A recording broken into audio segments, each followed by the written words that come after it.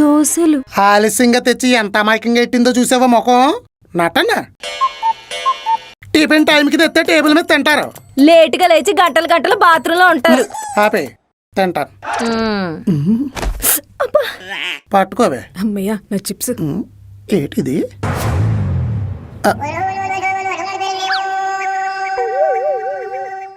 దోశ అంటే గుండ్రంగా ఉంటది కదా, ఇదేంటిది 20 కుక్కలు సింపిన ఎత్రాకలు ఎలా అయిపోయింది? పిండి పెనం మీద వేసి నీ ప్రతాపం చూపించావా? కిచెన్ లోంచి కిచిడి సౌండ్ వచ్చాక కూడా దోశ అంటే ఎలా నమ్మావా? గుండ్రంగా ఉంటే గొంతులో పట్టదు కదే. దోశ తిన్న ఫీలింగ్ ఉండాలి కదే. సరే ఈసారి పిండిలో ఫెవికాల్ కలుపుతాలండి, ముక్కలు అయిపోకుండా ఉంటది. కలుపు. ఫెవికాల్తో పాటు తొమ్మ జిగురు వాల్ పోస్టర్లు అంటించి గమ్ము కూడా కలుపు.